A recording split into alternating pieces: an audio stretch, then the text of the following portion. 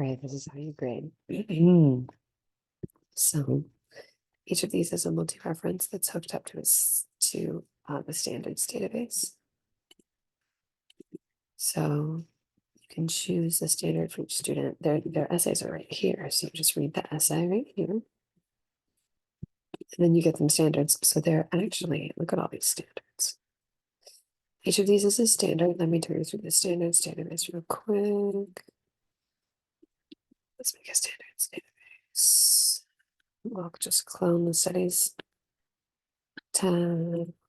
Cool. Run up to standards is in the big database. There we go.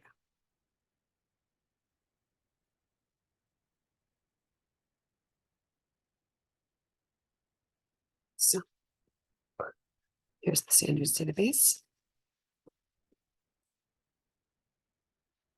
Only standards that have been loaded in so far are standards on narrative techniques. Some of these I'm probably going to weed out because they're somewhat redundant and they're not necessarily geared to the capability level of the middle schoolers that I teach. Anyway, you can hook a standard to a rubric. Let's hide that. So you've got the languaging of proficiencies from the perspective of the student will.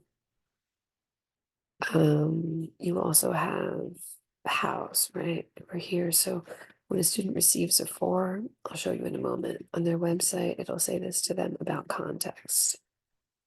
And they get a 3 on elaboration, it'll say this. So you can all be copy edited. I took a swipe at editing these. Oh, this is a little quote that the chick says. He says little jokes about each standard on the pages. That's just something I added in for fun. So anyway, here's how that plays out. Let's go to an example of a graded project. We're going to go Black History Month. Let's go Let's see Resia's grade. ha.cool/bhm/resias/grade. This is accessible anywhere. So up here we can go and look at the standards. Here's the student. This is the area under the student's name is where I will write feedback after I finish grading these projects. I have to grade more than 120 of them. Oh, I need to make that button wider so it doesn't truncate the. Okay, so these are Resia's proficiencies on her Black History Month project. Looks like I need to hook these. I didn't realize that. There's truncated text. Well, this is a clone. This is a clone of a separate page. So I still have to edit this tonight. So anyway, let's see. What if she got 3 on punctuation? So watch out for a few little mistakes. Okay, well, how do I do that? Let's click the 3 and it'll take us to the standard on punctuation.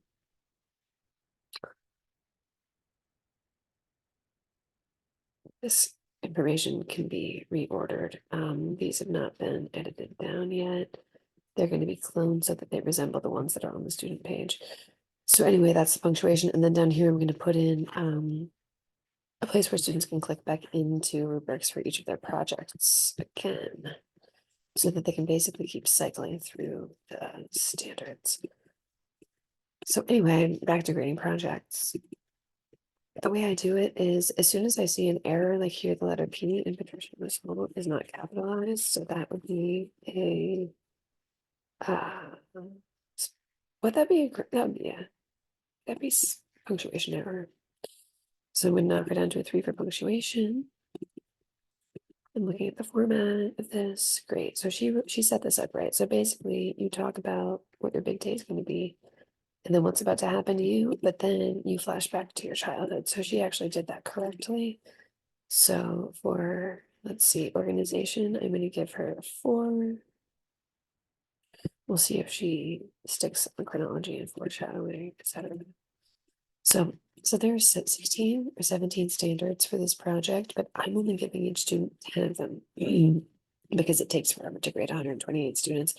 So whatever the first 10 are that I notice, those are the ones that I am grading for. Some of them, students might not include at all, and you don't necessarily want to dock them for not including a standard because there are 16 standards. So you just choose your top 10. So let's see. Okay, Eastwick. Okay, so she doesn't have, so her capitalization is wrong. We already gave her a punctuation thing. Okay, Henry and Bertha. There's extraneous information here.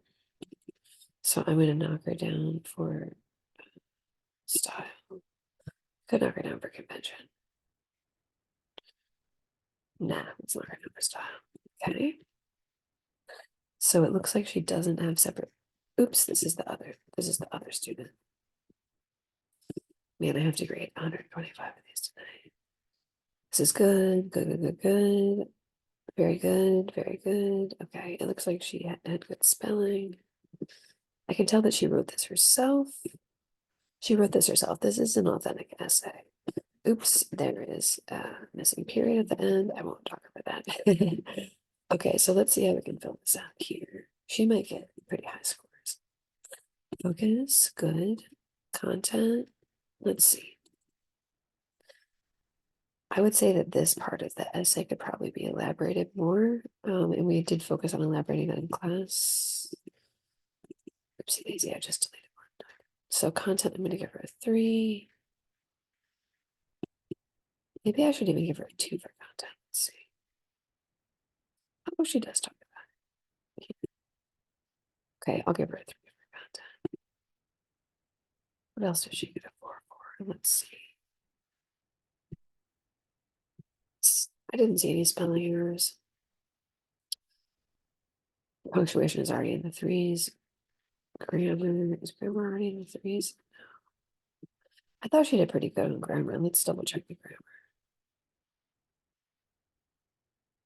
I has also seen success. Okay, so I'm going to mark it down for a 3 for grammar.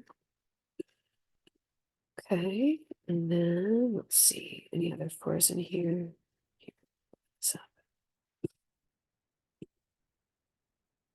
point of view, I would give her a 4 for that because she did maintain the point of view of Patty LaBelle the whole time. She tried with elaboration, so I might give her a 3 for elaboration if there's nothing else that sticks out as a 4. Let's see, purpose. Let's look at how she wraps it up.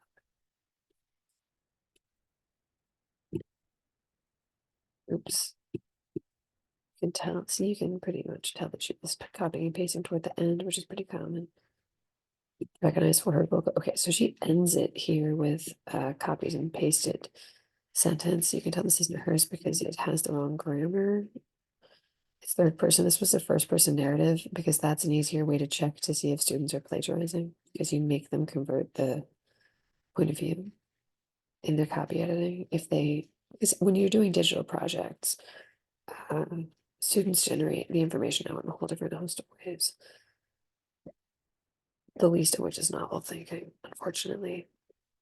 So let's see what we can. So she has 8 so far.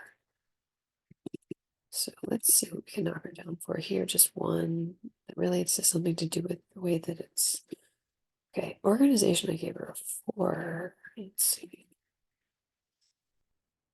Maybe narrative patterns, I would give her a 3 or storyline.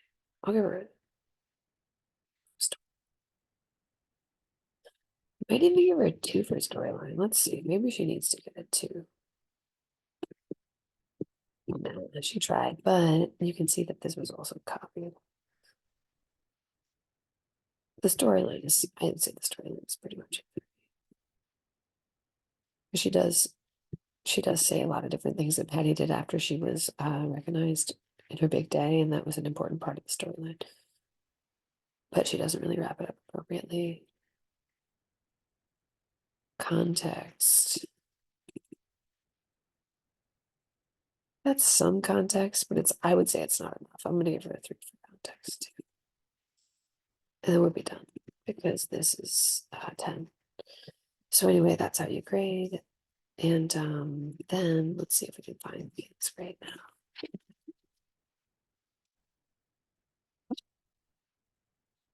ha.cool/BHM/Michaela/grade.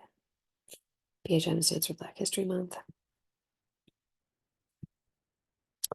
I wonder why this isn't displaying. I need to check that out. This database is just overloaded. Look at that. She got all. Did she really get all fours and threes? Wow. I think she does deserve it, to be honest. She's worked really hard. This is gonna make her feel good about herself. Cool. Anyway, that's the end of that.